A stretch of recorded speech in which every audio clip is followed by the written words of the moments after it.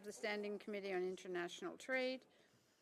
Before we begin, I need to ask all in-person participants to read the guidelines written on the updated cards on the table.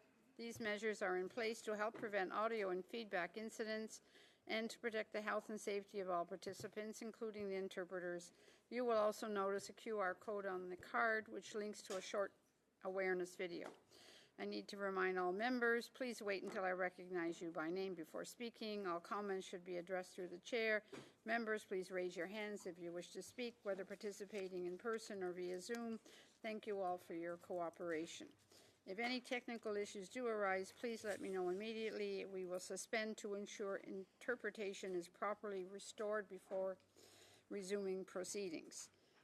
All right, and now, following Mr. Seeback's departure from our committee, which we're very sad because, you know, we were working well together, but now we have someone else who I am sure will be equally as competent and great to get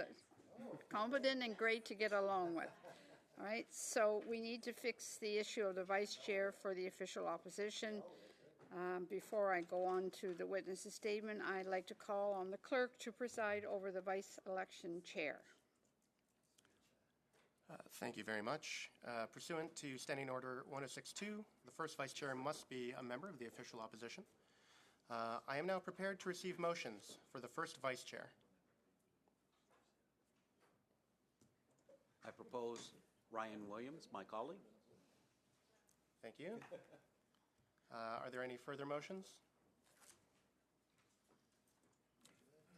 Seeing none, since one candidate, seeing none, it has been moved by Mr. Baldinelli that Mr. Williams be elected as first vice chair of the committee. Is it the pleasure of the committee to adopt the motion? Agreed. Congratulations. Excellent. I declare the motion carried and Mr. Williams elected vice chair. Thank you. Welcome.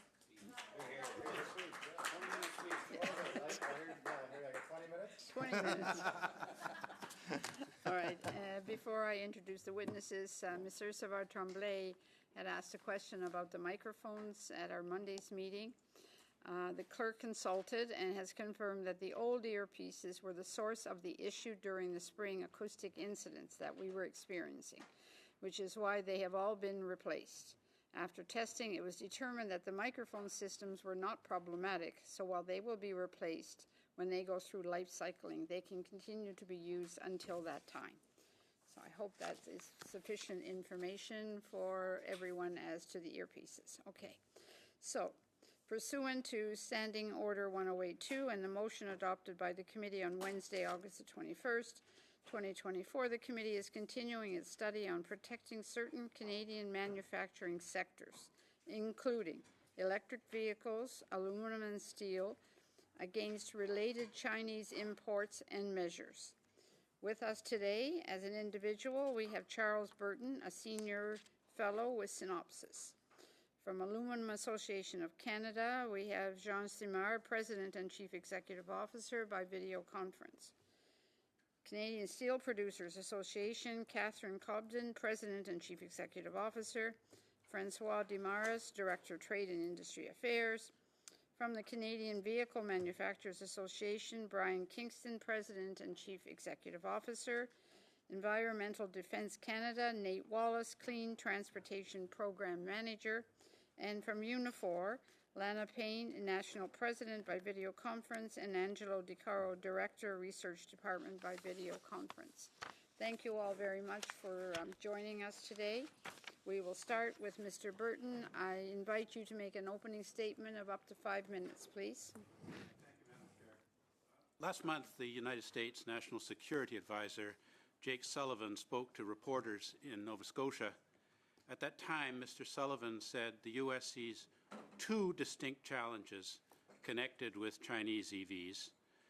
The first one is massive subsidies going into the Chinese electric vehicle industry have eliminated a level playing field, and so part of the economic response the U.S. has taken is responding to that, he said. Secondly, he said, there are issues associated with data security, with critical infrastructure, and with the underlying questions of national security associated with connected vehicles, electric vehicles. Now, China sells its EVs cheaply because it considers the geostrategic benefits. China has no private sector commercial enterprises as we understand them here in Canada. Chinese corporations are required by law to support state intelligence services, including sharing proprietary information about foreign partners and customers. The Chinese authorities can order Chinese EV manufacturers to incorporate spyware into their products and then sell them at Western markets at prices below production cost because of Chinese government subsidies. 2 years ago, Canadian authorities banned Huawei from accessing key Canadian infrastructure in 5G networks because of the security risk posed by the Chinese tech giant Huawei. In 2020, Global Affairs Canada terminated a contract between NUCTEC, a Chinese state-owned enterprise, and Global Affairs to install security X-ray scanners in Canada's embassies around the globe for similar security concerns.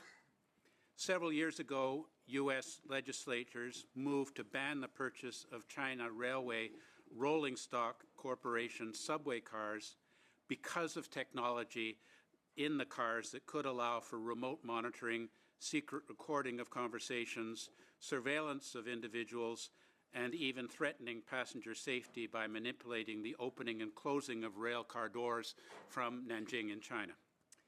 I'd like to focus my remarks on Mr. Sullivan's second point, that there are issues associated with data security, with critical infrastructure, and with the underlying questions of national security associated with electric vehicles.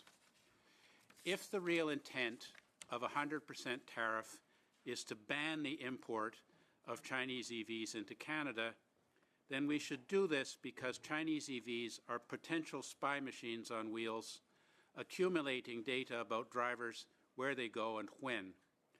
Their many cameras, sensors, and GPS can camouflage spyware and malware. These EVs can have sensors loaded onto them that collect data every second, not just about the car and its occupants, but about the license plates around it or people on streets through facial recognition apps. Advanced apps can process this data in near real time, giving intelligence services instant situational knowledge of who goes where and when. China already knows this. China bans the US-based Teslas from using roads near Chinese government or military facilities.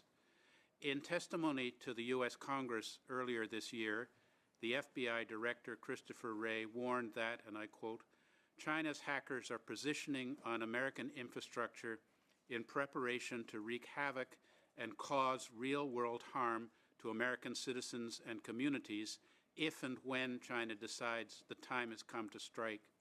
Chinese EVs are part and parcel of this kind of endeavor. Without firing a shot, Beijing could coordinate a massive attack on our domestic stability. It could easily overwhelm the ability of the communications security establishment to monitor malign backdoor capabilities slipped into software updates on Chinese equipment that, they can extend to millions of lines of code.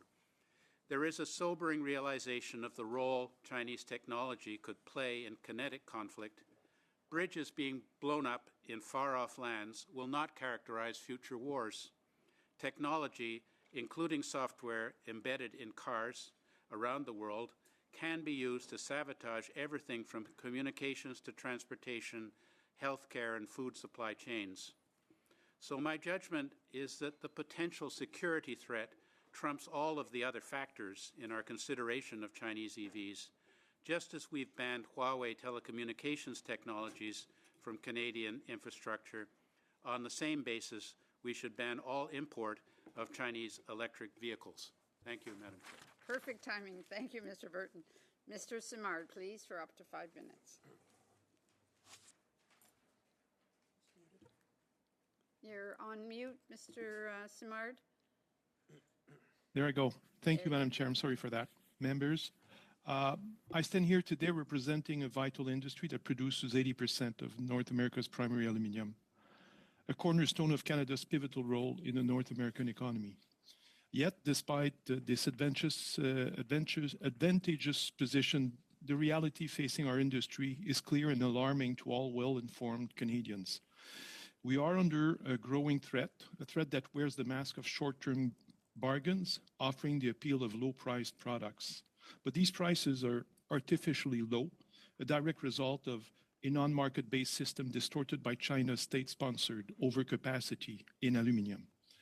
As our CUSMA partners, the US and Mexico, take necessary steps to protect their markets by imposing tariffs on Chinese aluminum and aluminum-intensive electric vehicles, the risk of this excess capacity being diverted to Canada grows significantly. Without decisive action, Canada could become the backdoor for these unfairly traded high-carbon products, undermining the integrity of our industry and the stability of North American markets. The path ahead for Canada will be challenging, but the steps we take now will be crucial in ensuring the long-term sustainability of our industry and securing our place in a fair and balanced trade environment. Aluminium is like water. It seeks the path of least resistance to reach the highest price. The possibility of Chinese products flooding our markets is a clear and present danger. It will damage our partners' economy, as well as Canada's own economy and industry. But above all, these unfair Chinese practices will hurt Canadian citizens, both consumers and producers. Behind Canada's industrial fabric lie hundreds of thousands of well-paying jobs that enable Canadians to contribute to their regional economies. The risk to these jobs comes in the form of Chinese products, and these Canadian workers know that price is what you pay, but value is what you get. A recent survey by Spark Advocacy reveals that 79% of Canadians support the idea of joining the US and Mexico in imposing tariffs on Chinese products. Even more telling, when presented with the argument that Canadians could benefit from cheaper electric cars if they weren't taxed, 68% rejected this notion, agreeing instead that Canada should prevent cheaper Chinese vehicles from entering our market because they're subsidized by the Chinese government and will undermine our economy and cost Canadian workers their jobs. As a Canadian myself, I can't help but feel a sense of pride when confronted with such conviction. We are in a race, but it won't be a race to the bottom, not with this strong Canadian spirit. Evidence of China's non-market economic behavior is overwhelming from 2010 to 2020 as China propelled its aluminum industry forward with unprecedented state intervention. The Western world's smelting capacity in aluminum became a graveyard. Over 40 plants shut down, including many in the US, where the number of smelters dropped from 15 to just 4. Allowing imported Chinese metal into Canada means importing carbon at no cost, while exporting jobs at a high price. It means undermining our hard-earned technology investments, whether in projects like ELYSIS or in the electric vehicles that rely on aluminum as a core component of all batteries and vehicle bodies. We are free traders because we believe that rules-based, level playing fields are the best way to thrive for the greater good. However, China is anything but a free trader, and we must protect our free trading North American environment, its jobs, its people, its businesses and communities from such harmful behavior. The primary aluminum industry fully supports the government's use of Section 53 of the customs tariff to implement these surtaxes. This approach is not only timely, but absolutely necessary. By allowing for the flexibility to extend tariffs throughout Chapter 76 of the HS Code as needed, the government can proactively prevent circumvention and enhance the effectiveness of its measures over time. We understand that imposing tariffs might have repercussions for some consumers of Chinese goods. It is essential to manage this impact carefully and ensure gradual transition that supports the realignment of trade flows in a desired direction. Our goal should be parity with US tariffs to maintain a competitive balance while avoiding undue burdens on Canadian businesses. Finally, we expect the Canadian government to spare no effort in the coming days and weeks to ensure proper and timely alignment with our US and Mexican CUSMA partners. By doing so, we can safeguard our economic interests, support the growth and innovation of our domestic aluminum industry, and maintain our critical role within the North American trade landscape. Thank you. Thank you very much, Mr. Simard. Ms. Cobden, please, for 5 minutes. Thank you. Thank you very much, Madam Chair and members of the committee, for once again inviting us to appear before you to share the views of the members of the Canadian Steel Producers Association and on today's topic of Section 53 tariffs. Briefly, the CSPA is the national voice of the Canadian primary steel and pipe and tube industries. Our 14 member companies are based in 6 provinces of the country: Alberta, Saskatchewan, Manitoba, Ontario, Quebec, and Newfoundland and Labrador. Our industry represents 123,000 direct and indirect jobs and contributes $15 billion to the Canadian economy. The steel we produce also ends up in a wide range of products, including integrated North American automotive, construction, and energy sectors, amongst many others. We are the United States' largest importer of steel, and the United States is Canada's largest importer of steel, so steel goes like this. First, I want to start off by strongly supporting the establishment of tariffs on steel. We are very pleased that the government is taking this critically important step to protecting Canada's steel industry and our workers. This action is warranted in retaliation to unfairly traded steel from China, and it aligns with similar actions taken by the United States, Mexico, and elsewhere. As we have said repeatedly, unfair trade from China hurts Canadians, hurts Canadian industries, and hurts our workforce. It also deeply compromises our trading relationship with the United States. China has developed a significant overcapacity in its steel production, and their practice of unfair trade is irrefutable. International organizations such as the Organization of Economic Cooperation and Development, otherwise known as the OECD, and the Global Forum on Excess Steel Capacity are excellent resources for this committee to review the documented facts. In Canada, there are currently 18 active anti-dumping duties against China in place for primary forms of steel. Indeed, 56% of Canada's entire trade case load involves China. Yet, despite the significant number of findings of dumping, steel from China is surging. It is doubling in the Canadian market over the last few years. This demonstrates well that our trade remedy system alone is insufficient for these exceptional circumstances. Canadians agree with this action. In recent national opinion polling, 79% of Canadians indicate their support for these tariffs.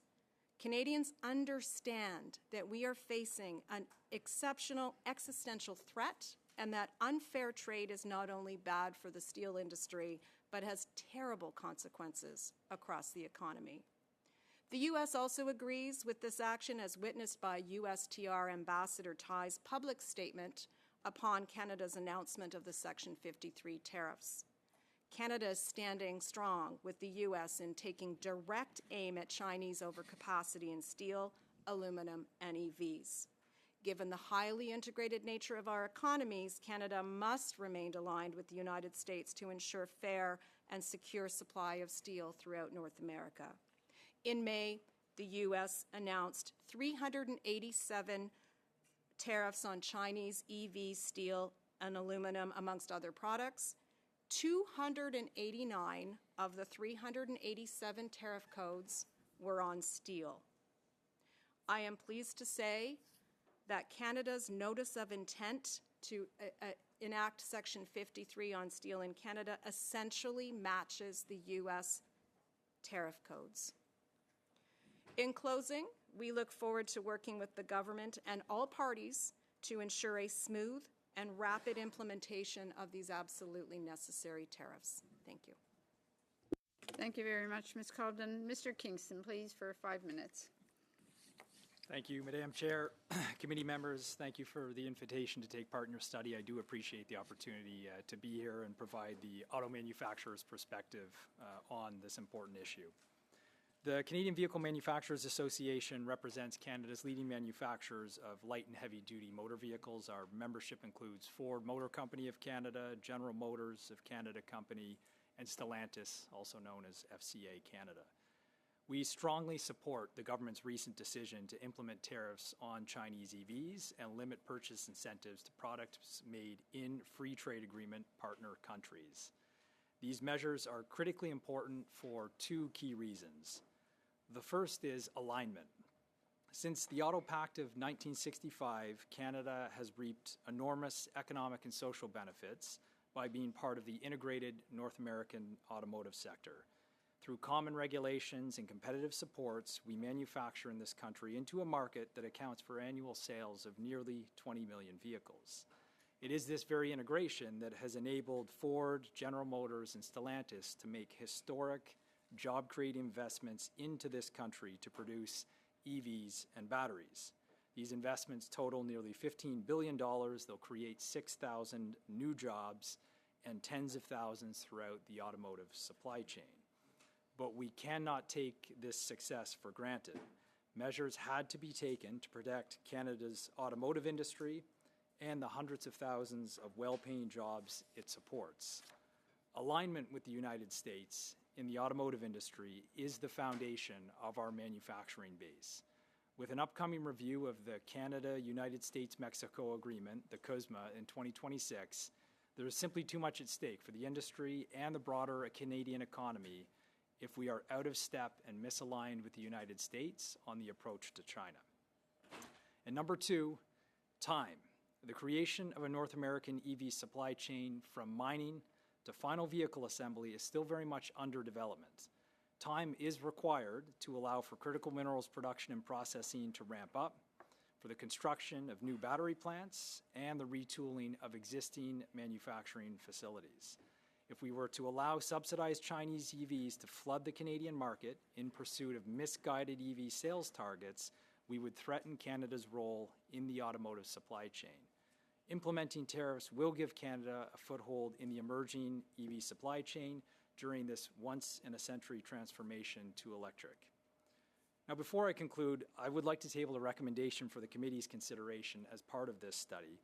The federal government's recently implemented regulated EV sales mandate is a significant departure from the long-standing Canadian approach of alignment with the United States. This is a direct challenge to the very integration which is the foundation of this industry. It's a challenge to our integration with CUSMA and the competitiveness of Canada as a manufacturing jurisdiction. Our seat at the automotive table in North America and the hundreds of thousands of jobs this industry provides depends on regulatory alignment from everything from vehicle safety to emission standards. Given the transformation underway and the threats posed by countries like China, the consistency of our regulations across the larger North American market has never been more important than today.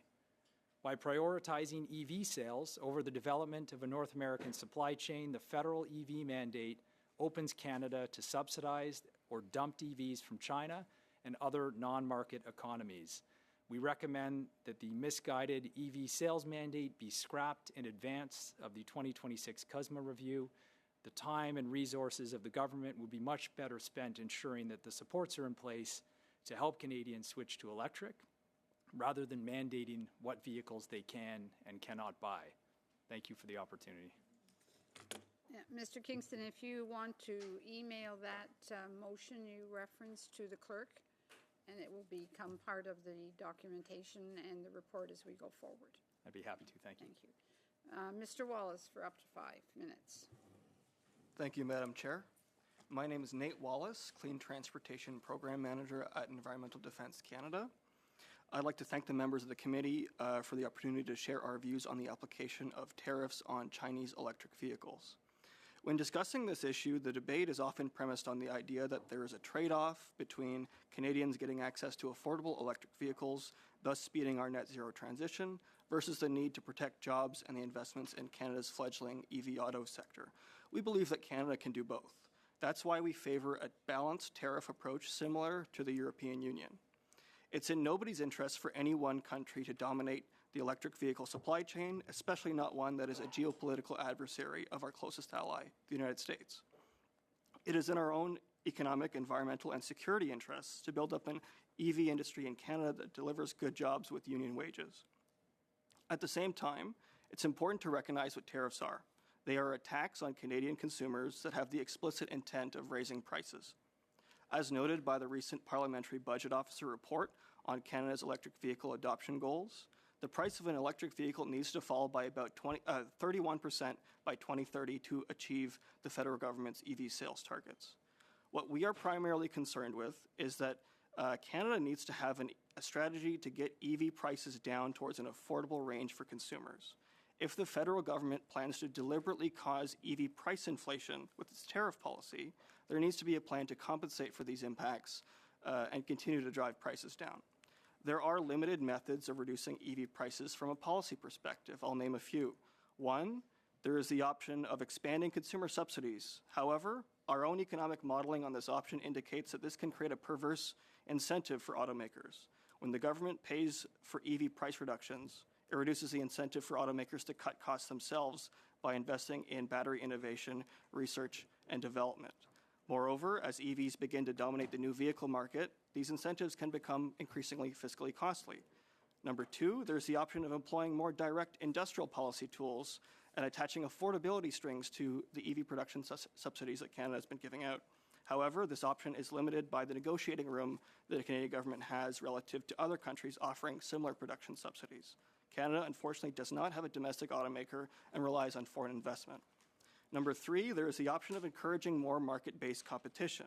In the European market, the presence of Chinese competition has caused incumbent automakers there, like Stellantis and Renault, to introduce budget EV options. There is currently no indication that these incumbents will bring these budget models to North America. Tariffs, of course, reduce competition. It's important to note that we support the idea of establishing a level playing field. Canadian auto workers should not have to compete with the lower wages of Chinese auto workers. China does not have a system of free and fair collective bargaining. But establishing a level playing field should be evidence-based. It is important to note that the 100% tariff number is not evidence-based. It is arbitrary. If we wanted to level the playing field, we'd have an approach more similar to the European Union, which actually conducted a subsidy investigation. For Chinese automakers that complied with the investigation, such as BYD, they only received a 17% tariff, not a 100% tariff. Tesla received an 8% tariff. The intent of a 100% tariff is not to level the playing field.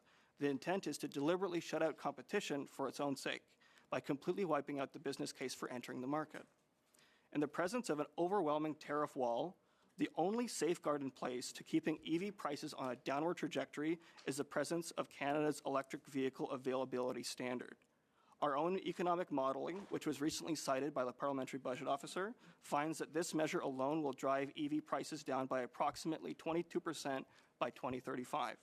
This underscores the importance of developing a consensus across all political parties to keep this policy in place. We can't lose sight of the fact that getting affordable electric cars into people's hands isn't something that is optional. It is essential to achieving our climate goals. Thank you. I'm happy to answer your questions. Thank you very much. Ms. Payne, welcome back to committee. You have up to 5 minutes, please. Thank you very much, Madam Chair, and happy to join with all of you today. And hello and good afternoon to members of the committee and to my fellow panelists. I'm Lana Payne. I'm the National President of Unifor, and we represent 320,000 workers across the country, many of them working in the sectors that we're discussing here today. And of course, joining me is our Director of Research, Angelo De Caro. In May, as you know, we urged this committee to take the threat of unfair Chinese EV imports to Canada very seriously. And in recent months, the government has taken steps to do just that. For the past decade, China has deployed every possible resource it has to become the world's #1 EV assembler, battery maker, and critical mineral processor. And it doesn't stop there. China has built up its overcapacity across many industries. You've heard that here today. Their subsidies and the industrial capacity China has amassed are unparalleled. Their ability to avoid international trade and investment rules is blatant, just as you've heard. Their denial of fundamental labor rights is totally unacceptable. It is illegal, as you know, for workers in China to form an independent trade union. It is illegal to engage in free and fair collective bargaining. And Chinese workers who attempt to strike or protest face severe sanctions by their government. It's important for everyone in Parliament to understand our position on these matters, the rights of all workers, including Canadian workers, to bargain fairly and strike and to have access to good jobs built through collective bargaining. Canada and its allies must realize China's economic prowess and its impact on good Canadian jobs. Past governments have been so enamored with globalization and free trade, they gave themselves permission, frankly, to ignore the damage being done to working families in our country and the economic hole they dug for Canadian industry. Our job in a post-pandemic world is to understand this new global economy and reality that we're facing, with nations competing for investments and developing robust industrial strategies that get us to net zero.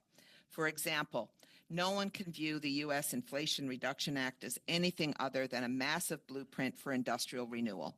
And the U.S.'s decisions with respect to tariffs in China are about protecting that renewal and the millions of jobs tied to it.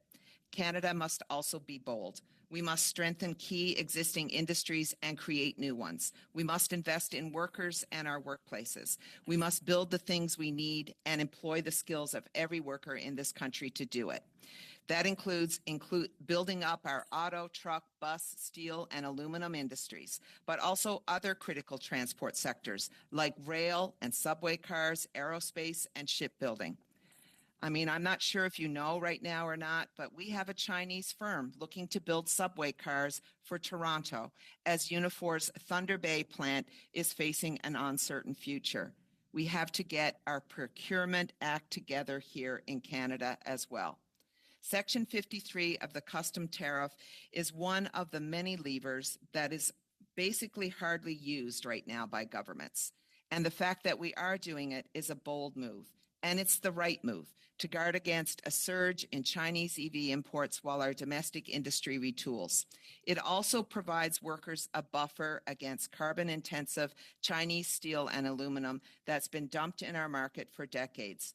And we're pleased to see the government taking action on this front. We've also identified other concerns. For instance, China is currently producing lithium-ion batteries and dominating global production of battery parts and precursor materials. While China continues to pump out cells and cathodes and anodes, other battery plant investments, including some in Canada, are facing delays as EV demand slows. Canada must ensure that these lucrative job-creating battery factories get up and running. Unifor wants to see similar action under Section 53, targeting Chinese batteries, critical minerals, and other components that are key to Canada's EV transition.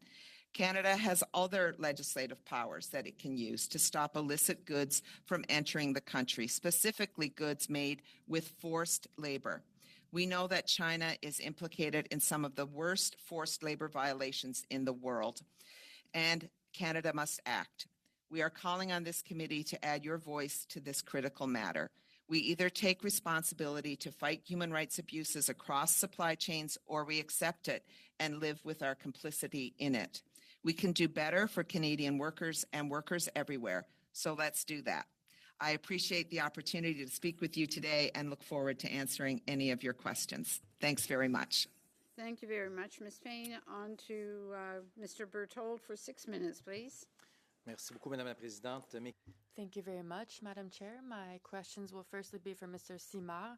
The aluminum industry is a source of pride for Canada and for Quebec. Like you said, 80% of steel in North America comes from Canada, especially Quebec, also BC, which produces clean aluminum. Could you tell me more about this industry? So we employ 9 million individuals, about 8,000 in Quebec, and much more in BC as well. We have a lot of suppliers. Again, thousands more jobs. So this is a very significant industry. In May, I found it very interesting to see that the U.S. was imposing these tariffs to protect their industry. Our government has been a little slower to react. The tariffs have not yet been implemented. What harm has been caused thus far by this market distortion between the U.S. and Canada because of this unjustified agreement with the Liberal government? Well, things are dynamic in terms of tariffs,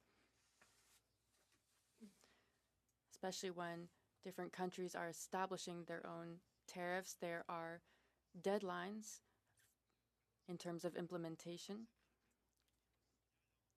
So in May, the Americans made a decision, but it was about a week ago that it was more formally announced, and then it will be progressively implemented over the next year. So Canada is not behind. Rather, we acted quickly and held consultations. We worked with our steel counterparts for the first time.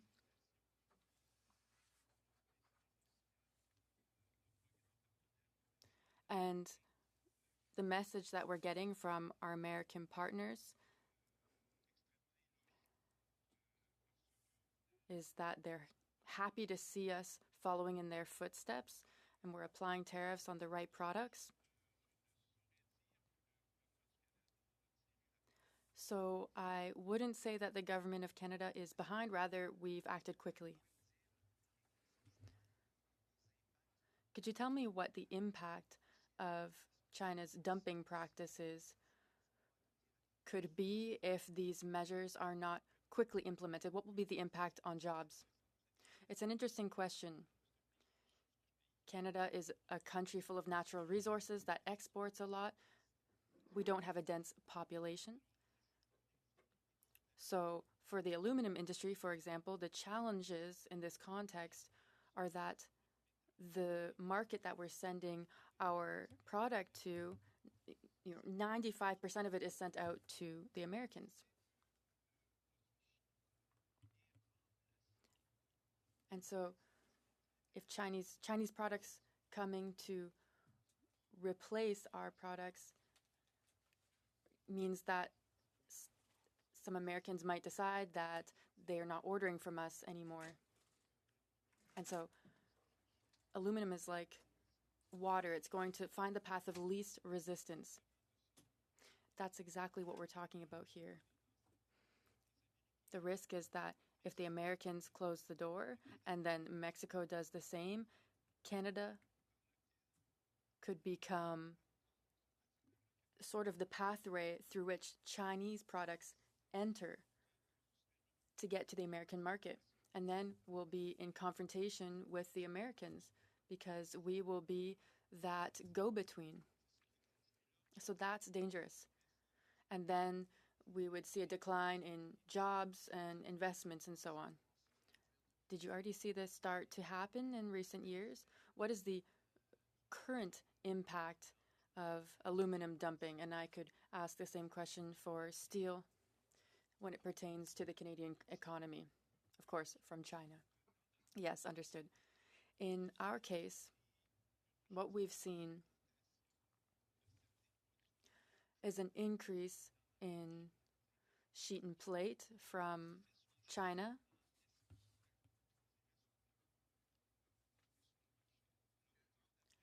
So which is being sold at a very low price to enter the market. So to be more clear, earlier you talked about 40 factories in Canada that have been closed. How many jobs did that represent? How many jobs are at risk? It was actually 40 factories closed in the world, but not in Canada, 0 in Canada. Because we have these energy contracts that makes us more resilient to move through these cycles. That was in the US and in Europe. Mr. Desmarais, I'd like to ask you a question on the impact of Chinese dumping on the Canadian economy. Inaudible? Microphone, please.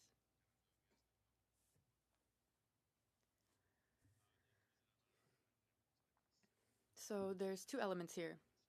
Firstly, for steel producers in Canada, we may lose a lot of our market share from 35% of steel consumed in Canada produced in Canada.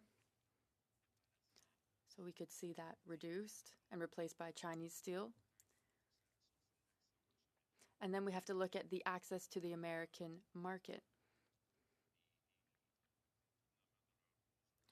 There's a lot of bypassing their tariff rules by Chinese exports. So there was a lot of focus on Mexican steel. So it was coming from China, going through Mexico. So it's very important that we focus on the U.S. because 50% of our production goes to the U.S. Thank you very much. Mr. Sheehan, please. Thank you very much for everyone's presentation on this really important subject matter, just not for Sault Ste. Marie, but for the rest of Canada. And my first question through you, Chair, is to Catherine. You know, and at the last meeting I talked about when I was very reminiscent about when I was first elected. And when I was first elected, Tenaris Tubes had a handful of people working there, just to keep the lights on. Algoma Steel was in bankruptcy protection. Many other of the steel companies were up against the ropes, almost down and out. And so in 2016, our first budget, we started implementing changes to our trade regime because they squarely blamed Chinese dumped steel on why we almost didn't have a steel industry. And so, you know, we talked about increasing the length of time, which we did, in which these remedies would be in place when they were found to be bad actors. We also said we'd consult. And after we consulted with your group, Catherine, you know, the steel producers and the unions, we came up with 4 things in the next budget, 2017. Particular market situation, anti-circumvention, scoping rules, union participation. The next year's budget, we put more money and more resources in the CBSA for forensic auditors. I'm not going to talk about all of them, but I'll fast forward to 2024. Each and every year, we strengthen our trade regime. 2024, our Market Watch, with $10 million to support those folks that are doing the hard work to support Canadian workers and jobs. And now, before I get to the 25% tariff on China right now, I want you to describe what the steel, take a moment and think about it. What would the steel industry look like without all those measures that we had in place? Because you talked about the surge recently, and I get that. But what would the steel industry look without what we have done over the last 9 years? Yeah, I mean, for sure that I do want to say that the trade remedy regime needs and to keep pace. And the facts are that we've had to make changes year over year, not so much really because global trade practices, if you will, have evolved. And so those have been very necessary and very welcomed changes to the trade remedy system. We have more to do. Certainly the tariffs aren't the only answer. What we know, though, in this moment in time is the trade remedy system is overwhelmed despite all those changes. So we need to have this extra layer of protection that was announced by this government on Section 53. We need it. That doesn't say we don't have an additional, we must continue to ensure those trade remedy systems remain in place. It's our first line of defense. It's our regular line of defense. And the cheaters cheat, and their practices of cheating evolve. So it's like a never-ending need to continually modernize and upgrade to the current practice. So just supposing then, without all those other measures, it would be a lot worse right now. Yeah, I mean, we have how many measures on steel outside of China? We have the vast majority of trade remedy cases in the steel industry. We've absolutely rely upon it. And, every year we need changes to be continuing to evolve it in order to protect the industry. So without it, the industry would not be protected, would be fully exposed. But I do want to make the point that trade remedy cases, they cost a lot and they're very slow. And that's the benefit of the 53 tariff in this moment in time. These terrible circumstances we're facing, we need something faster and more nimble, which is what Section 53 gives us. No, and that's great to get on record. And I think that it's really, really critical that we do the 25%. That is like just taking it a little bit further, not just for steel, but for aluminum, for 100% on the EV. It's critical. And then, we forgot about talking about, 2018 when Trump put the 232 tariffs on us. How important is it to be aligned with our American partners going forward? Sort of making sure that our steel industry, which is so integrated, Algoma Steel ships 50% of its steel to the United States. So that's absolutely critical. Would you agree with that?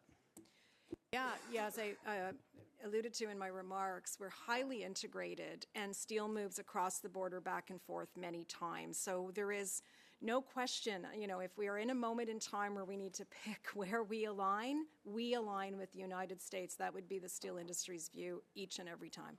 Our anti-tariffs, which some people called dumb, they weren't. We won. And on that, at the same time, we also invested in aluminum and steel through the CIIT initiative to decarbonize, in particular, the economy, such as Algoma Steel with the $420 million. Why is the steel industry chosen by itself to decarbonize? Why is the steel industry, I'm sorry. Why have they chosen to decarbonize? Well, the market is going that way, and it's very important for the steel industry to, meet while we're already producing some of the lowest carbon steel in the world, we need to continue to reduce our carbon footprint. And as you know, and especially in your writing, there's a very significant project going on for the decarbonization. The decarbonization cannot be done on its own. It needs to have partnership with governments. So in these cases, the federal and provincial governments have stood in to support the industry's transition. These are, very significant investments that cannot be made by the industry on its own. Brian, okay, thank you. Monsieur Savard-Tremblay, well, I let Mr. Berthold go over, but, we'll catch him the next time. Merci, Madame la Présidente. Thank you, Madam Chair. Thank you to all of our witnesses for being here today. My first question will be for Mr. Simard. We know the importance of aluminum in Quebec. In 2020, there were hearings on the CUSMA, and they were pushing for an agreement with the government, and the government committed or made a commitment because they found that there was dumping from China going through Mexico. You said that it was unfortunate and likely harmful that the status of aluminum not be the same for aluminum and steel. So now we will be reviewing CUSMA very soon. Do you think that this is something that we should be implementing?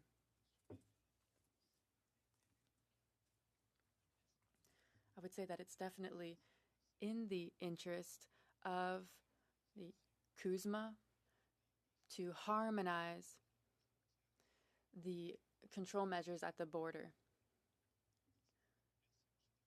Canada put a lot of pressure on Mexico with the U.S. We did it ourselves in the industrial sector and with our American colleagues with Mexico. And I think that all this contributed to Mexico following in the U.S.'s footsteps in implementing tariffs. Canada is considering consultations on the country of last gas for the aluminum sector, given what's being studied in steel. It's very interesting. It's more complex than it seems because Mexico is fully autonomous, so could say no. And the problem with steel, if I put myself in their shoes, is that they don't produce any metal. So they take whatever they can get throughout the world and they probably want to protect this ability. But yes, I think it would be a good idea to move back to this requirement. Thank you. Now, Mr. Kingston. So you're with vehicle manufacturers. In our last session 2 days ago, we heard from a witness, and we were speaking about open call for tender for public contracts. We know that there's a lot of difficulty with American laws and protectionism. We know that in terms of international trade laws and free trade agreements, it's difficult to, to have an exemption for Canada or the US because there is no chapter on public markets in CUSMA, although there was one before in other agreements, in NAFTA. So we have, can you speak more about this? Sorry, the translation stopped there. So sorry, that... Si l'interprétation aurait été, est-ce qu'il y avait un bout à reprendre ou est-ce que... Okay. Was there, was just the end that was missed? Or was there a delay? Just the very end. Just the very end?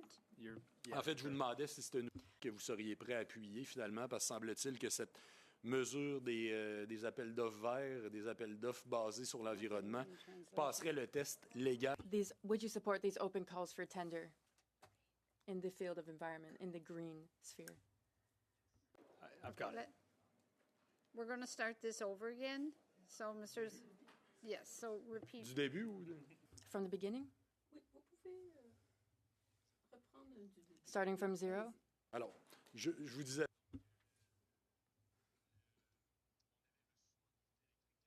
So we heard from Electric Mobility 2 weeks ago.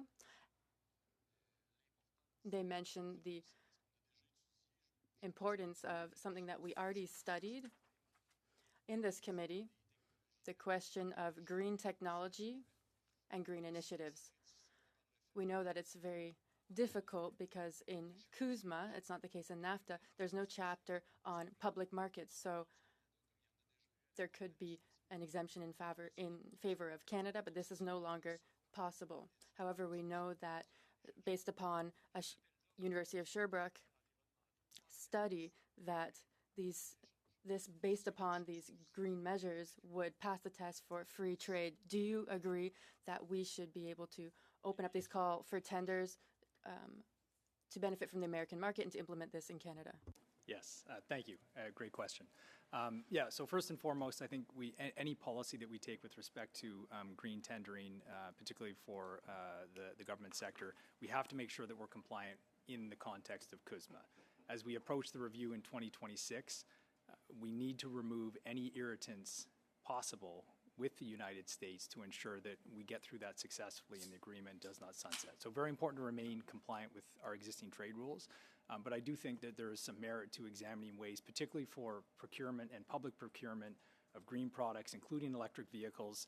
The federal government has committed to greening and electrifying the federal fleet and has made very slow progress in doing that. And this is where we should be leading. We should be leading in terms of EV adoption in federal fleets. So anything that can be done in programs that can encourage and accelerate that, as long as they're compliant with trade rules, would be helpful. Devrait-on pousser pour ça? Should we push for this in the U.S. as well?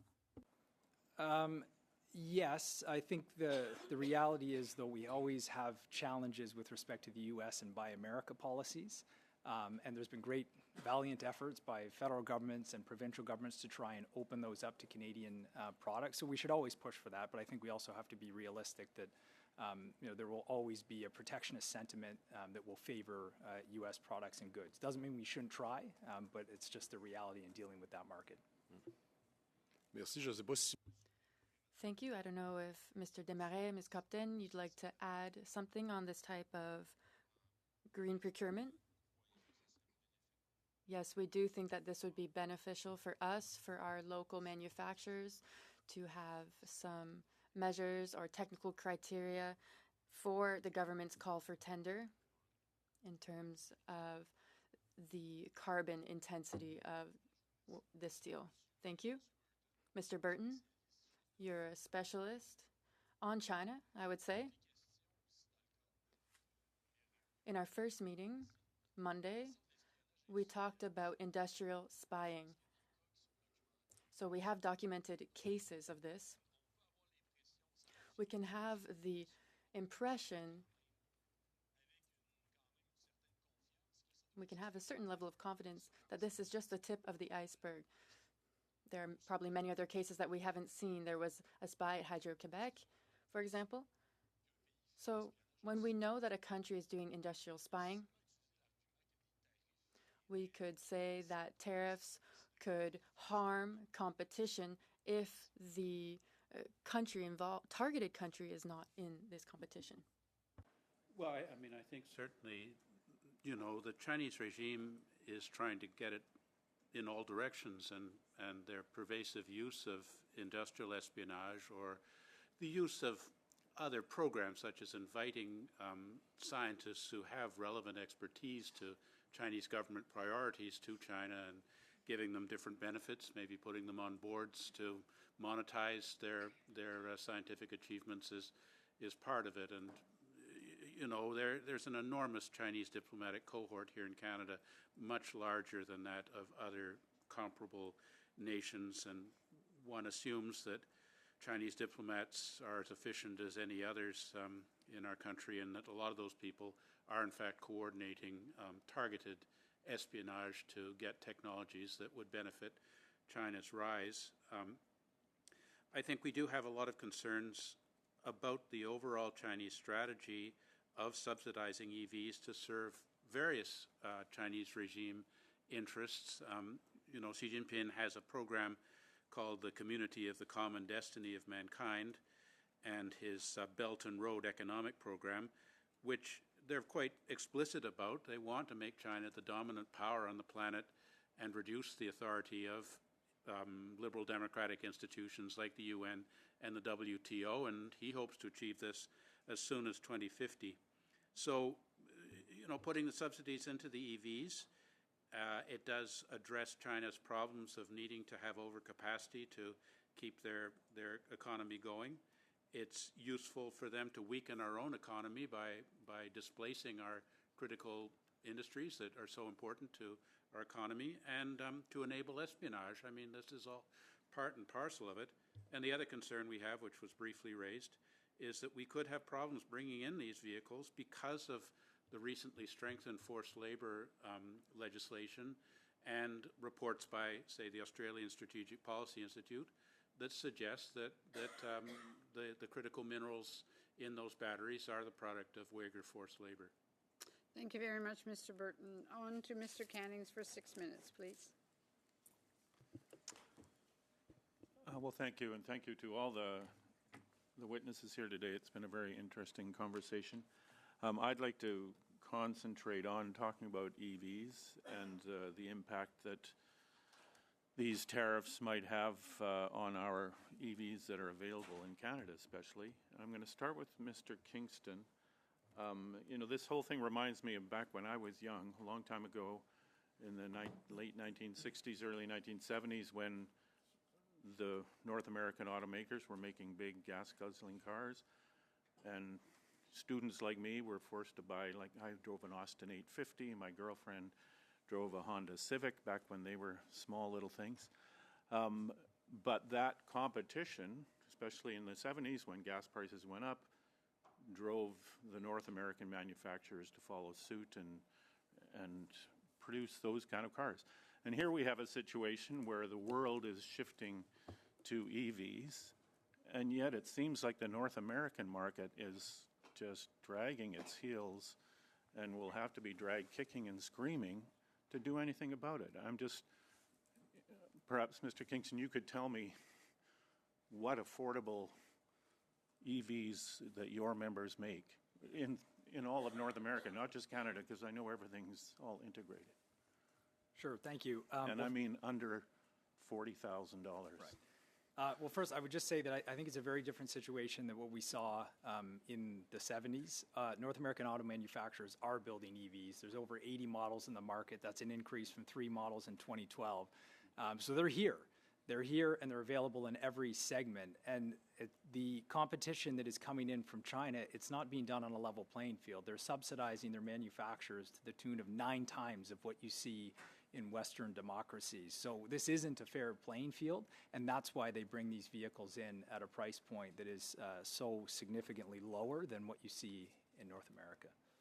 So the ones that are available in Europe, there are relatively inexpensive EVs available. Are they all made in China?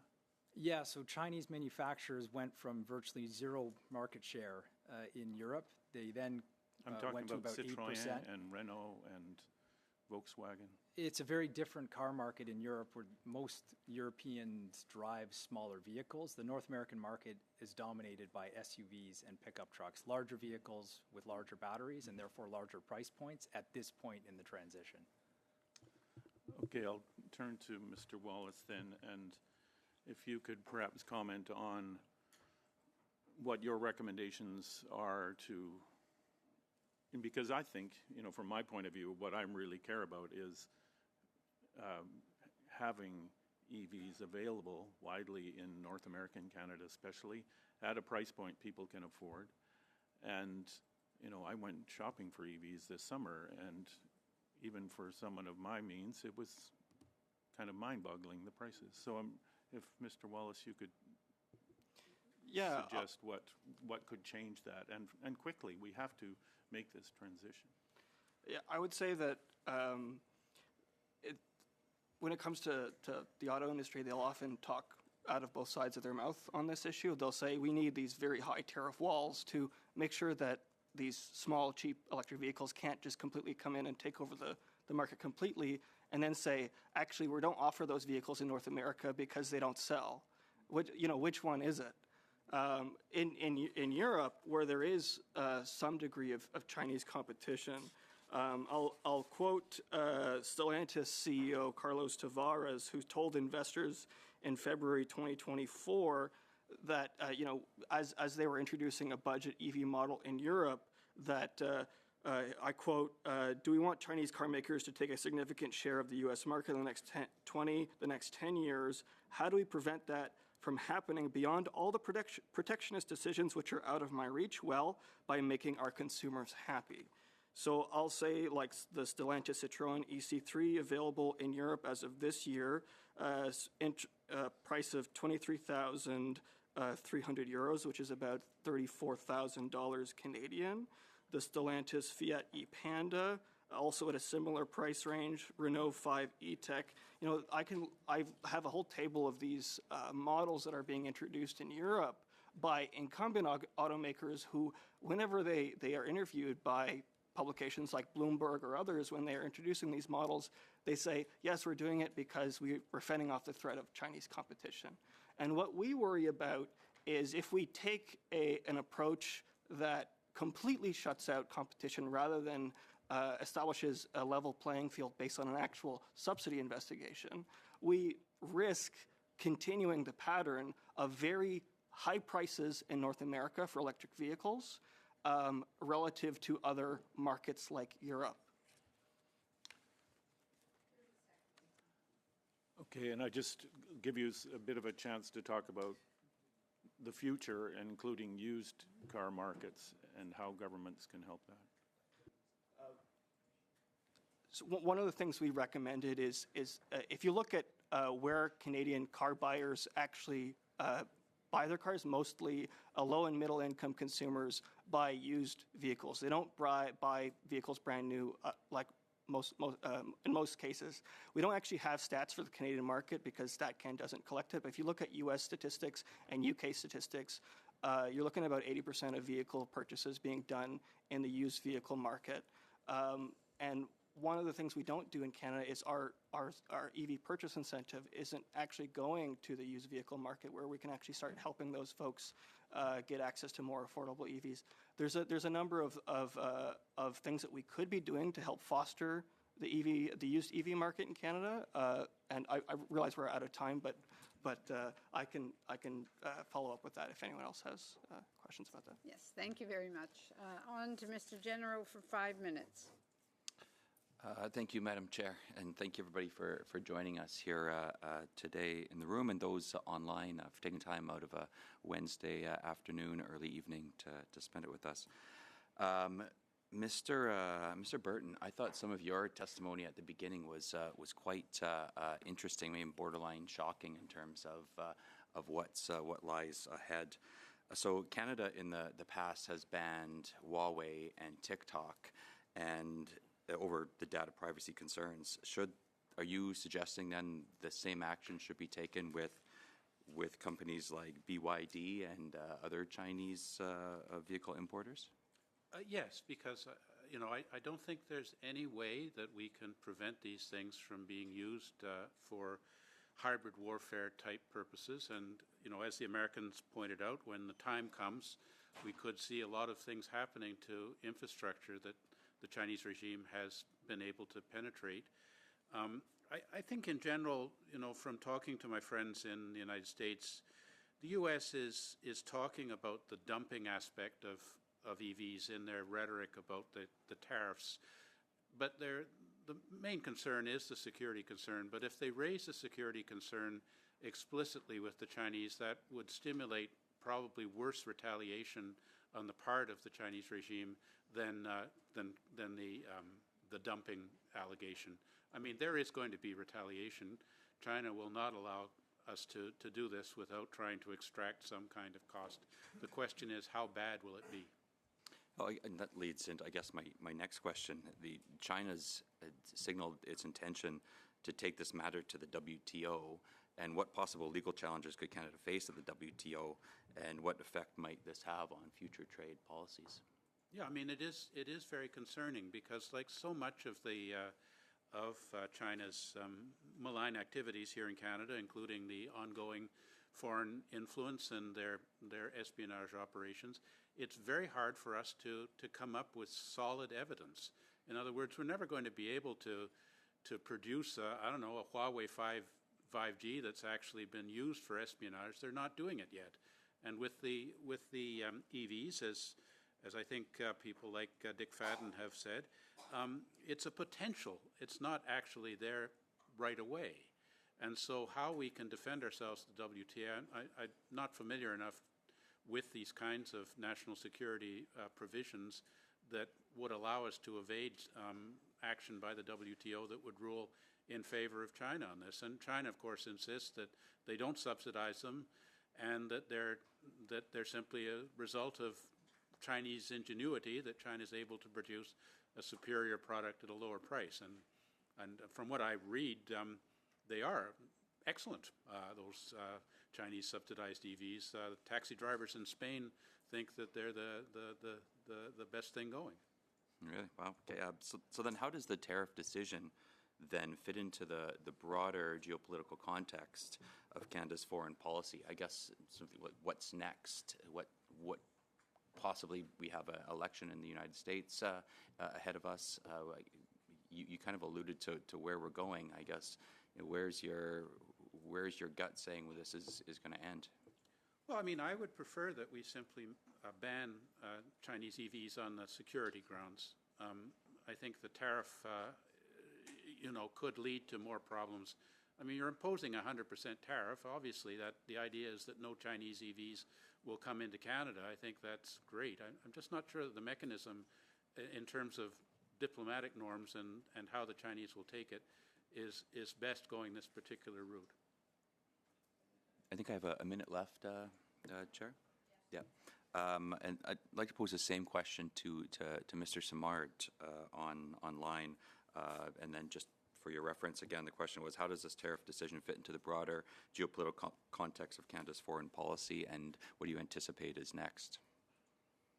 Well, first of all, let me add that to the largely subsidized electric vehicle, you have to factor in the subsidies into the aluminum and steel that goes into these vehicles. So when you're talking about the geopolitics, you have to look at it in a very holistic way. So right now, China has to deal with what are they going to do with that metal that's not going into the cars that are not going into North America into the future. which probably raises the stakes for them in terms of retaliatory scenarios, and it spreads to other things. So it's I think they're going to have to measure the extent to which they want to commit to retaliation. If they go for agriculture products, well, they need these products. If they go, it's measuring through time the impact you're willing to submit yourself to and the effect of what you're trying to submit the other to. And Canada's been pretty good, Okay, as we've seen in the past. Thank you very much, Mr. Simard. On to Mr. Sidhu for 5 minutes. Well, thank you. Thanks, Madam Chair, and thanks to our witnesses for coming today on this very important study. Mr. Kingston, you had mentioned in your opening statement about the importance of Canada aligning with the U.S. in terms of their mandates and in regards to the EV sector. And it's very interesting. California has a very similar population to what we have here, and their mandate that they passed in 2022 require 35% of their new passenger cars, trucks, and SUVs sold in the Golden State to be electric or hydrogen fueled by 2026 and 100% by 2035. And here in Canada, the mandate we have brought forward is 20% by 2026, 60% by 2030, and 100% by 2035, which is exactly what California has mandated. Can you shed some light on this, as I think we're very aligned, but what you were saying that we're not very aligned with them in your opening statement? Sure, yeah, thank you. So Canada has always, and this is really going back to the Auto Pact since the 60s, we have always aligned with the federal U.S. on the range of automotive standards, including emission standards. And so the way that the federal U.S. government is trying to reduce emissions of the on-road vehicle fleet and encourage electrification is by ratcheting those standards, making them tighter and tighter. Canada has always followed that approach. There's been a departure under this government to go forward with an EV mandate, which dictates what vehicles Canadians can and can't buy. That's a different approach.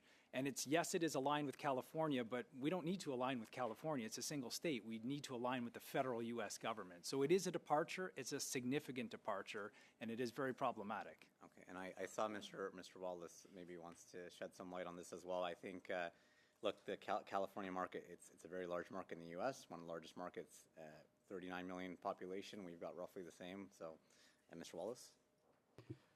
I would say that we are aligned with both the federal GHG regulations, which the Biden administration has recently published over the past summer, and will be most likely aligning with those, and the ZEV regulation, which California has, as well as about 15 other U.S. states, which align with the California rule. And as a matter of fact, the U.S. federal rule, the most recent one published by the Biden administration, actually incorporates analysis of ZEV uptake increasing as a result of the California rule. So it's essentially kind of embedded in the U.S. federal rule. So I would not say that Canada actually being able to meet its EV sales targets as a result of this regulation, that's not aligning with the U.S. at all. That's I wouldn't say that statement is true. And Mr. Kingston, here in Canada, our federal government has many incentives in place to make sure EVs are more accessible, and the data shows that the provinces that also have EV rebates have a higher take-up in EVs.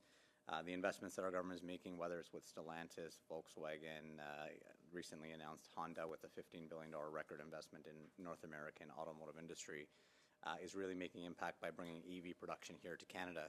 Maybe you can speak to the importance of having EV manufacturing here in relation to innovation and access for Canadians. Sure, yeah. Huge success over the past 4 years. We're now at $40 billion, over $40 billion, about $46 billion in new investment into Canada in the automotive sector, everything from battery manufacturing cathodes through to final vehicle assembly. So this is a huge advantage for Canada, and I think where the biggest economic opportunity is in developing our critical minerals mining capacity, and relates to what we're talking about today. We are highly dependent on the Chinese EV battery supply chain. Canada happens to have every mineral needed for advanced batteries. So if we can get that part of the supply chain right, I think we're well positioned for decades to come in this sector as part of an integrated North American industry. You're right. We're one of the only countries in the Western Hemisphere to have every single element required to make an EV battery. And I was up in Whitehorse recently, and I learned a lot of this from the premier there. I'm not sure how much time do I have left? 30 seconds. Okay. This is a very detailed question. I'll just say thank you again for coming. Mr. Savard-Tremblay for 2.5 minutes, please. If there's a problem with translation, please immediately raise your hand. Merci. Alors, Monsieur Burton. Thank you. So, Mr. Burton. So, when you spoke before, you mentioned forced labor and products produced by forced labor. Last year, I tabled a question to the order paper of the total amount of cargo that had been seized, and it was only all that was found. In reality, nothing was seized. So this is millions of dollars in value in the U.S. In the U.S., the importer is the one who has the burden, whereas in Canada, it's different. Do you think that there's an issue with the legislation here? It seems that there's a big gap. I think it's the implementation of the legislation has been problematic. There was one case where there were some clothes seized that were alleged to have been using Chinese cotton produced by forced labor, and then eventually those were released. It was found, the determination was that there wasn't justification for withholding those on a forced labor basis. And as you say, other countries are seizing a lot of stuff from China by identifying the forced labor and putting the responsibility incumbency on the importer to demonstrate that there is no forced labor involved. I feel a lot of regret that Canada is so far behind in this, but this is perhaps characteristic of Canada being behind other nations in terms of recognizing the Chinese malign activities and coming into compliance with the United States, UK, Australia, and so on, in forming legislation and regulations and practices that meet the challenge. We need to put much more resources into our intelligence and CBSA to try and realize the will of Parliament to stop these kinds of activities from occurring. I mean, we're going to face the same thing with Bill C-70. Nice legislation. Will we be able to implement it effectively? Thank you very much. Mr. Cannings for 2.5 minutes, please. Well, thank you. I'm just going to continue with Mr. Wallace, just on this theme of how do we, if we're going to put these 100% tariffs on to exclude these cheaper EVs from coming into the North American market, how can we continue the trajectory of, getting more EVs sold in Canada? And when I look at where Canadians are buying EVs, it's mainly in British Columbia and Quebec, is from what I understand, and a lot of that is to do with the incentives there and the regulations about, matching the California kind of regulations. And I'm just wondering what more we could do in those spheres, putting aside, keeping China out of the market, because that seems to be what we're doing. How can we get people to buy EVs and basically force the automakers to provide them, because we need to have them available and have the infrastructure there to drive them. Well, I would say you're absolutely right. The reason why Quebec and California and British Columbia all have the highest ZEV penetration rates, highest amounts of ZEV sold in Canada in those jurisdictions, is because they have their own version of Canada's electric vehicle availability standard, which recently will be introduced for the 2026 model year.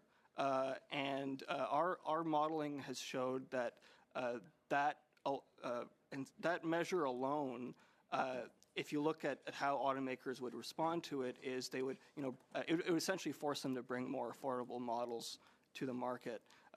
Our modeling predicts, which we did with an academic at Simon Fraser University, predicts that the prices would decline by about 22% below the baseline price trajectory by 2035. But then again, I think it's important to recognize that we need additional policy measures to continue making EVs more affordable, in particular in the used vehicle market where most people make their vehicle purchases. I think expanding the incentive to that market is one tool. I think if we look at things like requiring automakers to provide standardized EV battery health information is one way to actually help foster the used vehicle market, because people don't actually know, how degraded their battery is, that sort of thing. It makes it difficult for the market to price it, as well as looking at corporate car fleets and increasing the turnover of new vehicles into the used vehicle markets. There's some institutional buyers like rental car companies that buy a whole lot of new vehicles and sell them into the used vehicle market are key drivers of used EV supply potentially, if they could be encouraged to purchase more EVs. Thank you very much, Mr. Wallace. On to Mr. Baldinelli for 5 minutes. Madam Chair, and thank you to the witnesses for being with us this afternoon. I'm going to go to Ms. Comden, and thank you again for appearing. On Monday, we had the United Steelworkers here, Marty Warren, and he spoke to the committee, and he essentially indicated if we do not figure out how to stop Chinese dumping, then every job in our steel sector is at risk. Would you agree? Yes, I mean, this is, again, why we think Section 53 is so crucial to be added into the mix.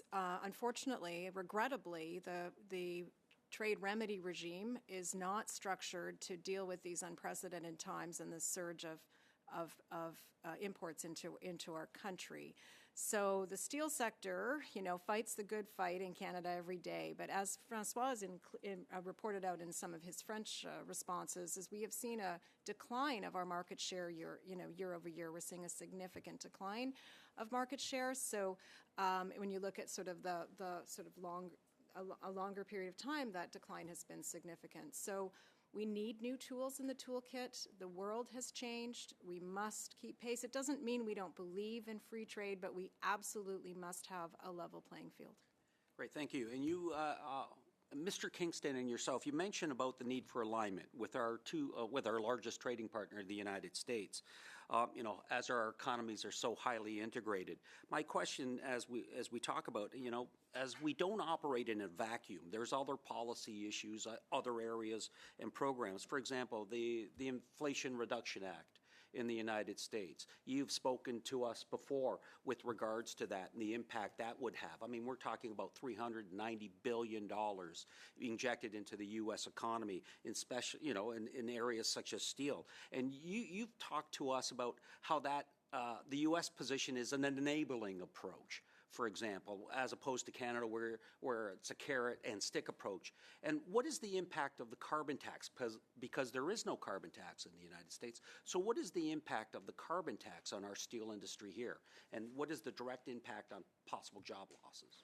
Yeah, so the impact on carbon tax is growing. We've been very clear with all stakeholders, with the government, with opposition parties, and many other stakeholders that the steel industry is vulnerable. We're in a very special situation in the steel sector. I've tried to describe as well as I can the high degree of trade exposure that we have, as well as the competitiveness risks that we face. And we're a large emitter. So despite our efforts as fast as possible to be decarbonizing, this is not something that we can do quickly. Unfortunately, the scale of investment required and the fact that there are significant solutions that are outside of our grasp, they're not available yet. We need some space and time to get there. So to answer your question, the carbon pricing regime, so we're well recognized in the regime of being trade exposed and of being at high risk of carbon leakage. But we must be sure that the exposure we face with respect to price and stringency is managed. Before carbon pricing existed, we couldn't compete with unfair traders. Now with carbon pricing, we're having, and the escalation of the price and the reduction of our trade protections, we're starting to have trouble competing with fair traders, with others in our market. Thank you. I'm going to go to Mr. Kingston now. And Brian, in your comments, you talked about two kind of themes. The notion of alignment with our largest trading partner, the U.S. You also spoke about the time that's needed to establish that supply chain in Canada. For example, we've seen decisions with regards to Ford, the initial investment decision in Oakville, which they put on pause until 2027. Here, my community alone, just close to me, next door to me is St. Catharines. I used to work at that GM facility. They made the announcement in 2023 to make up to 400,000 EV units there, and yet they put that on pause. Can you provide a reason or why those decisions were taken? Sure. And I hate to state the obvious, but in some of the conversation and comments from my colleague from Environmental Defense, there seems to be a key misunderstanding about how the free market operates. Automakers build vehicles that consumers want. If they don't, they go out of business. It's different in China, where you can have state-subsidized manufacturers who don't need to make a profit and don't have to respond to shareholders, but that's not how it works in our economy. So what you're seeing right now is automakers are taking the temperature of the market. We've seen demand going up and down with respect to EVs. So they have to meter out their investments and ensure that what they're bringing into the market will find a customer that is willing to purchase it. So that's why you're seeing a bit of a rocky road right now towards those targets.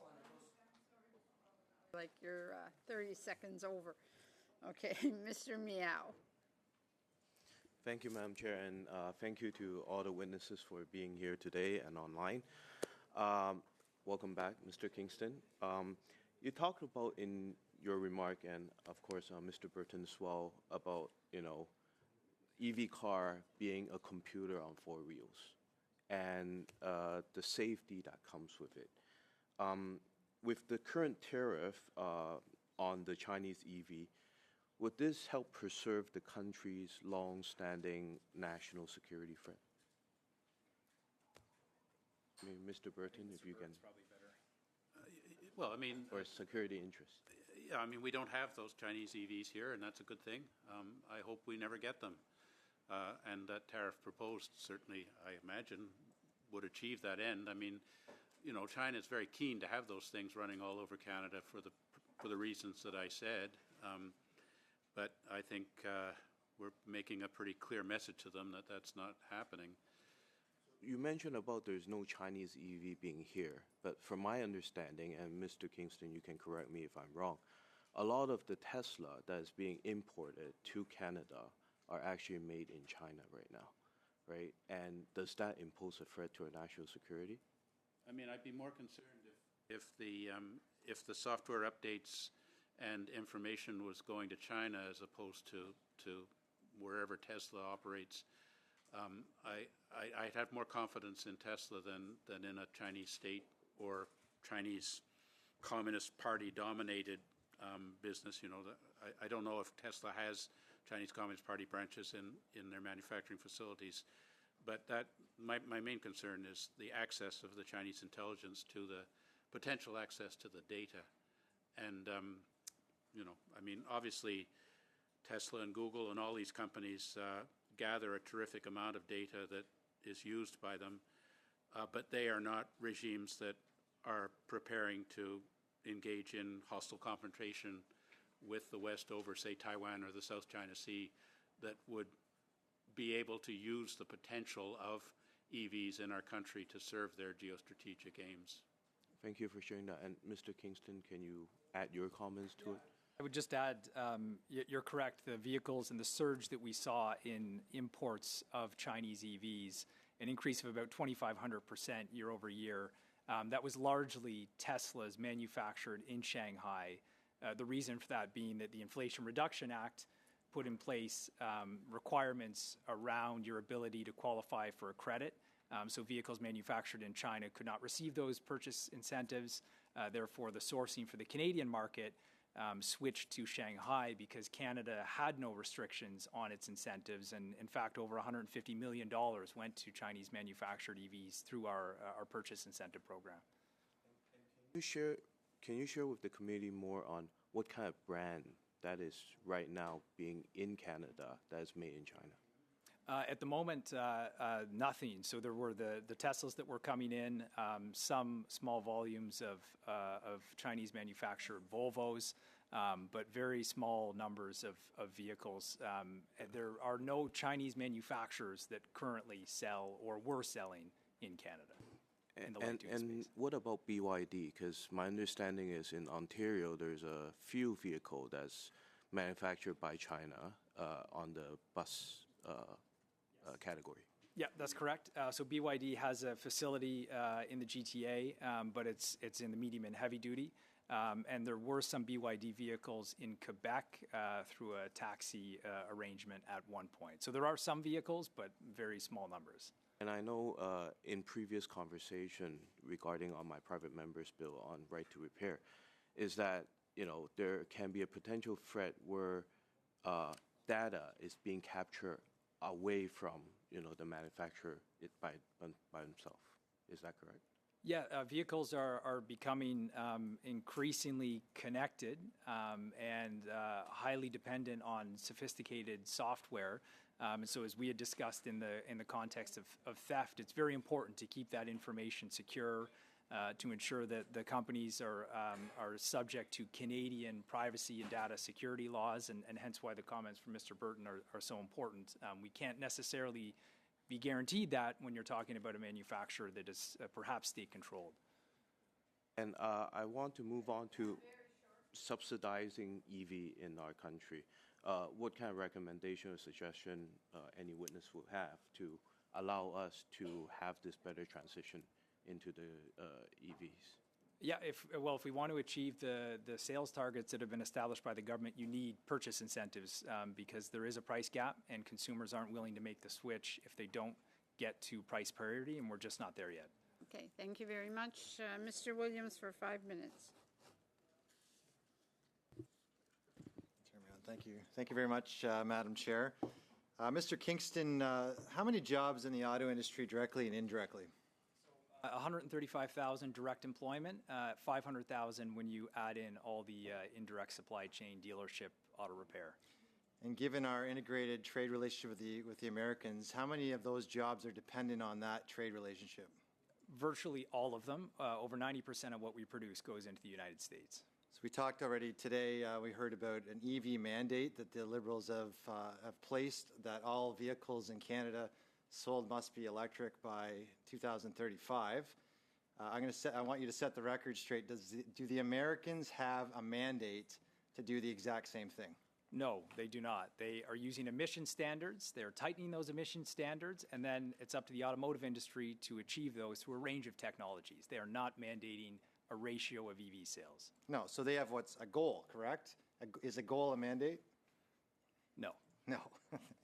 So, we hold it, they heard they have a goal, but certainly we talk about an integrated auto industry in which almost every job in Canada is dependent on the Americans. So if we go forward with a mandate, and I'm going to take one example. We had one manufacturer we heard from the other day, one of yours, I believe, a Ford facility, which is switching away from EV to gas production vehicles. Why are they switching to gas production vehicles away from EV?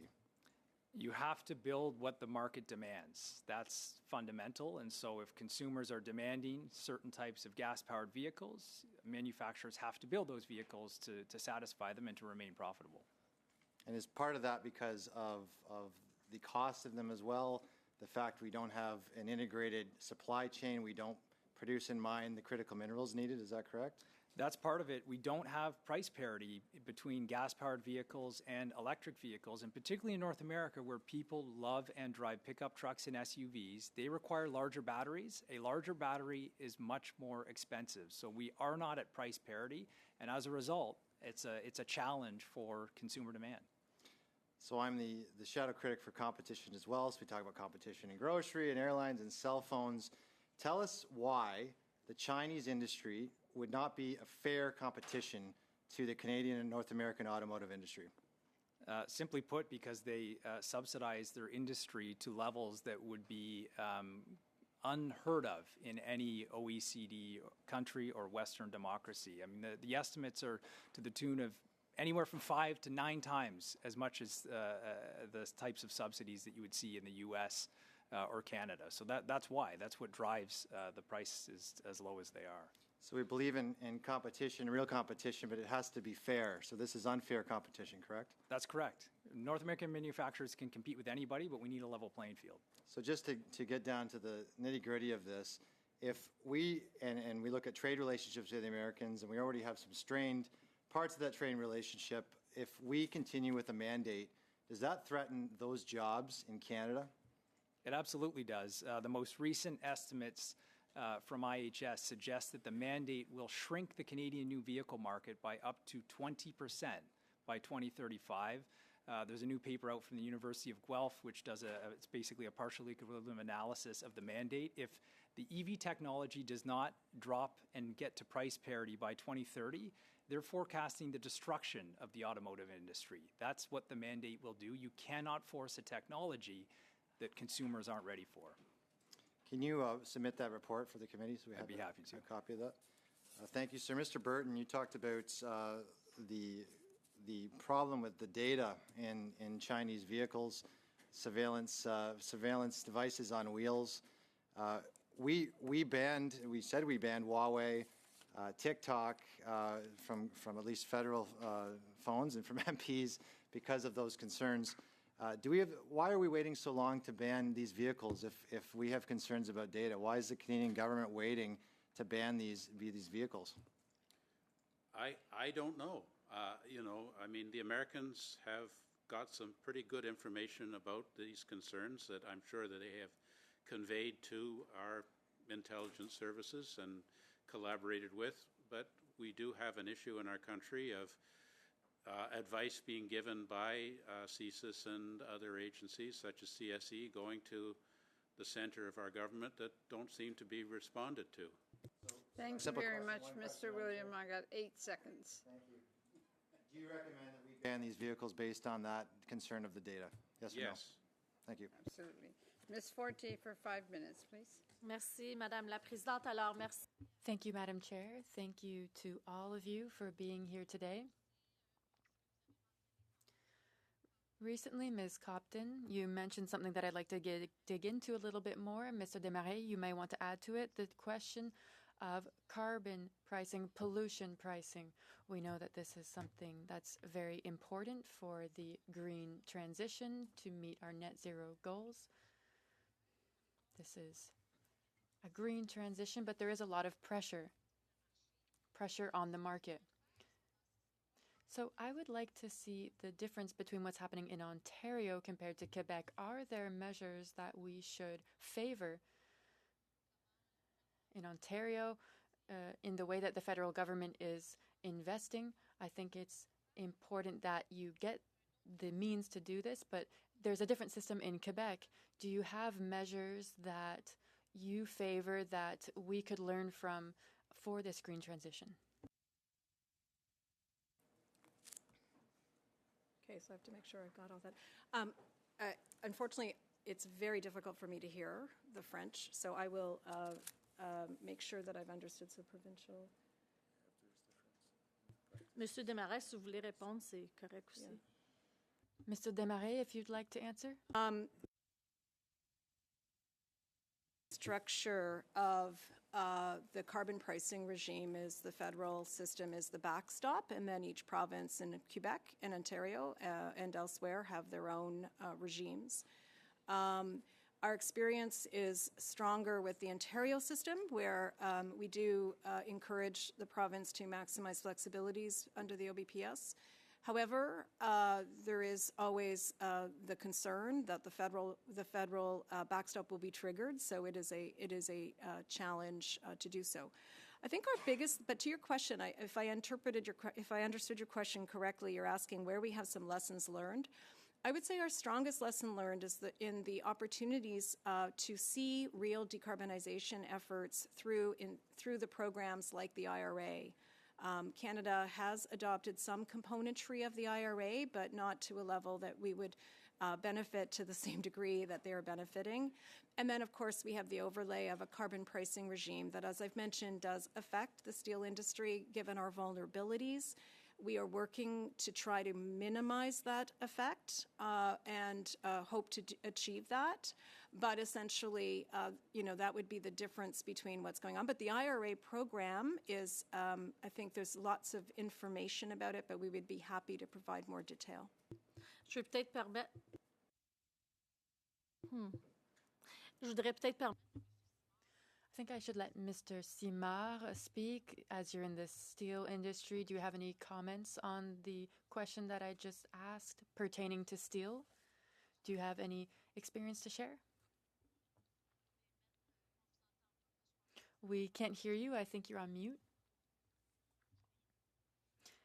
Always happens to me. In terms of aluminum, we're at 90% in Quebec. And then in BC, there's a different regime, 2 different carbon regimes, cap and trade in Quebec. So we have really supported the Quebec carbon market, the cap and trade program that allowed the industry to find ways to reduce costs, look for the best cost, and so it's very efficient. The world is moving towards net zero more and more. We're looking to decarbonize, and the Americans have their own way of meeting these goals. What we have to remember is that more and more the American government, at least the current American government, is looking at its carbon indicator for products such as aluminum and steel and calibrating these to give themselves a sort of reference system to manage what's coming throughout the world with a carbon mechanism that won't be a copy of the European system. It will be very different, but it's the American response to what has been developed in Europe. In Canada, our industry, therefore, is at a crossroads between these 2 systems. Now, we have the lowest carbon footprint in the world, and so we're winning in both cases. So this is shown to be a good system. Sorry, Mr. Simard, I said steel, but I meant to say aluminum. No problems. I understood. Ms. Ursula Tremblay for 2.5 minutes, please. Merci. Alors. Thank you. Mr. Burton, let's continue our discussion if you'd like.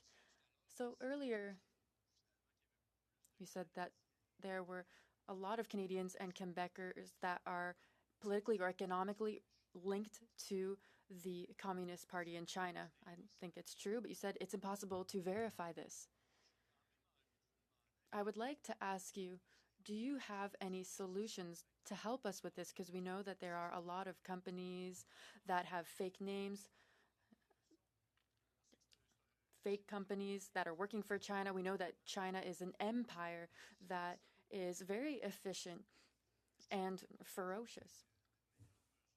Do you think that there could be better measures for Crown companies to verify, to do their due diligence, look at open source intelligence, for example? Do you have any ideas to deal with this? Well, I think that, with Bill C-70, there does seem to be more provisions for CSIS to be able to advise elements outside of CSIS of information that they have derived from intelligence about Chinese espionage activities and other ways that China is engaging in activities to obtain intelligence and undermine our democracy. It's a very complicated issue. I think the Chinese government would like to drive a wedge between our Canadians of Chinese heritage and the Canadian mainstream by creating suspicion about Chinese researchers that they might be collaborating with China on the one hand, and on the other hand, they want to get those persons of Chinese origin to, who are Canadian citizens and therefore should be loyal to Canada only, to serve the Chinese interest in various ways, particularly if they have access to information that could serve the regime. And there's a degree of coercion that's used if these people have family inside China that can be leveraged by the Chinese Communist regime. So it's a serious issue. I think that we should be doing much more to expel agents of the Chinese regime under diplomatic cover who are coordinating this massive approach through the Chinese Ministry of State Security and the Chinese Communist Party's United Front Work Department.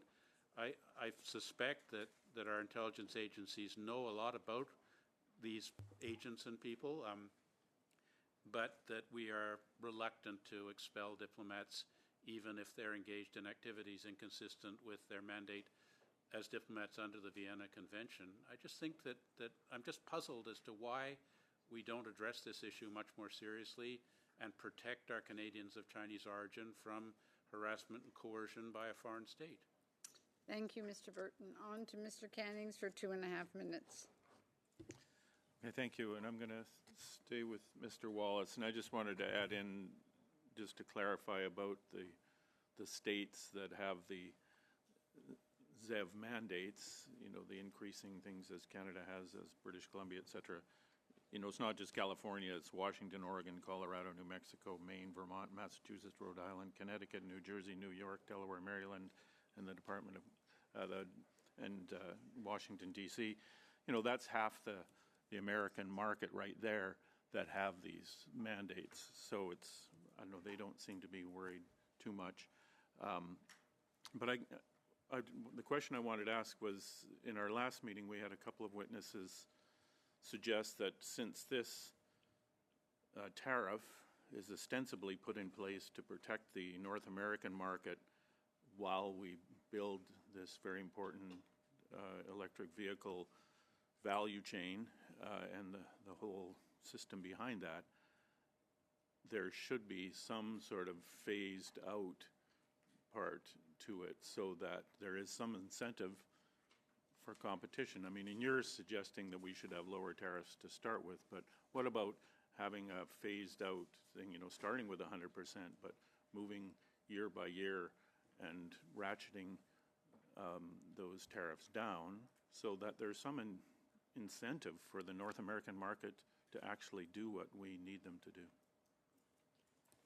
I would say that we would support a time limit to the tariffs or some sort of differentiation based on the year, because I think it's important to recognize that the reason why Chinese electric vehicles are cheaper, I mean, of course, labor standards play a part of it, subsidies play a part of it, but again, we also subsidize our industry as well. One of the reasons why they are cheaper is mainly because they're ahead of us technologically, and I think it'd be hubris if we didn't actually reckon with that. And one of the only incentives for having Western automakers actually catch up is if they eventually will have to compete one day, right? So having some sort of time limit, I think, would ensure that the legacy automakers like to, they have a production bias for gasoline vehicles because those make them significantly higher profits. And if it were up to them, they would want to delay the transition as much as possible to keep making those profits. Okay, thank you, Mr. Wallace. I'm sorry. I somehow always end up having to cut you off. Mr. Baldinelli for 5 minutes, please. Thank you, Madam Chair. And I'm going to go to Mr. Burton. Last week, Dave McKay, the CEO of the Royal Bank of Canada, spoke to the Canadian Club. And according to the National Post, he's quoted as saying, "We are out of sync with the U.S. If you think about what the U.S. needs, it actually lines up really well with what we're good at. We are just not getting it done. The U.S. needs less rhetoric from Canada and just more getting stuff done." Would you agree with this view, particularly as it stands to an approach to create our integrated EV supply chain and market, but also as it impacts other policy areas that might ultimately impact our negotiations with both the U.S. and Mexico and CUSMA? Yeah, I mean, I appear on the U.S. media quite a bit, and I often feel uncomfortable with the idea that I'm saying things that make Canada look not so good, because we tend to do quite a bit of virtue signaling and not so much action. I mean, one area that's of particular concern to me is the Indo-Pacific strategy that's so poorly funded that we really can't, anyway match up to Australia, the UK, and the US, and that's why we're not part of the AUKUS, and that's why we're not part of the Quad. But we talk a very good line. But I think that this rhetoric is really wearing thin in the United States. They're onto us, and they don't see us as a reliable ally when we say one thing about decoupling and friendshoring. Mr. Champagne and Minister Freeland in the United States, and then when we get back to Canada, we're not talking about that anymore. They know they're onto us, and it's not good for our overall relations with the United States and getting those concessions we need to potential measures if the Trump administration comes in, like generalized 10% tariffs. So would you agree possibly had an impact on decisions such as the increase in the softwood lumber duties? I mean, my feeling is that, yes, that we're not generating goodwill with our American counterparts because we are not being honest and forthcoming enough. Thank you. I'm going to go back to Brian, if I could. And Mr. Kingston, you had spoken about your one recommendation about the 2035 sales mandate, and your hope that the government would scrap that mandate. And it's your notion of being a departure from that long-standing integration, the creation of the Auto Pact in the 60s, and what we've worked together to create, and how, again, it may negatively impact the Canadian auto sector and jobs. Again, I mean, when I talk about the GM facility, it's close to my heart. I mean, I spent 4 summers there. GM was good to me, so I'm good to them. I bought a 2022 GM Enclave, made in Michigan, but the engine was made in St. Catharines. And so I took great delight in seeing GM making that notification last year saying they were going to build EVs there. But then they put the pause in, and guess what? They took out that V6 line. That V6 line that actually produced the engine in my vehicle. It could still be making engines there today, and yet that's been stopped. The mandate, I mean, what we need to do is regulate the outcome and not the choice for the consumer. Would you not agree? That's absolutely the right approach, and that's always been the approach. You set your emissions targets, because that is ultimately the end objective here. We want to reduce emissions, and then you turn it over to industry to find out how to get there. So hybrids, plug-in hybrids, battery electric, highly efficient gas engines, that's the best approach. Mandating what a consumer can and can't buy is just doomed to fail. And I would suggest the carbon intensity that went into the production of my 2022 Buick Enclave is cleaner than what a Chinese EV that would come into Canada today. Just look at Chinese electricity production. The output, it's 70% coal. So compare that to in Canada, where 80% of our grid is clean. I mean, it's not even close to comparable. Okay. Thank you very much. Mr. Sheehan as our last member. Thank you, Madam Chair. And this question's for Lana Payne. Lana, when you were speaking, you mentioned about how China, has poor not only just poor environmental situation, but also labor in the way that unions are not allowed to function as they do in Canada. You representing one of the largest unions in Canada, would you not also, expand on that? And then the second piece as well, we're talking about a lot of green and clean tech and in the auto industry, steel, aluminum, but other industries. How important is it that the tax credits that we have associated with companies accessing them, that they have to pay a union wage or union prevailing wages? So if you'd please comment on those. Yes, thank you for those questions. Absolutely, China has a horrible workers' record. There's no doubt about it. All of your panelists have alluded to this today. I think it's extremely important that we're looking at what we can do in terms of stopping imports at the border, giving the tools, obviously, to our CBSA to be able to make sure that we can do this so that we're not importing products that have been made with forced labor. This is a huge problem that the United Nations and others have pointed out in China, and we have to make sure we do our part to ensure that all countries in the world are uplifting workers and making sure that all workers have good collective agreements and obviously good collective bargaining rules and regulations and powers to be able to support themselves. I think what we have seen here is we've got ourselves in a situation in the world right now where we have to be honest about where things are. And if we want to support Canadian workers, we have to look at what's going on in countries in the world where we're being asked right now to import, whether it's cars from China or buses from China, whatever the case may be. I agree. We have to be concerned that they are being built with coal, as your previous speaker pointed out, and with forced labor. If we don't operate in a vacuum in Canada at all, Terry. We have to make sure that we're looking at all of these things and protecting Canadian jobs. This is all of our responsibility. It's the responsibility of everyone in the room there with you today, and it's my responsibility. We have 40,000 members who work in the auto sector and tens of thousands of others who depend on us getting this right, getting trade right, getting industrial policy right, getting climate conditions right. These are big decisions, and they're all linked, and we have to make sure we're doing everything we can to protect Canadian jobs in this process.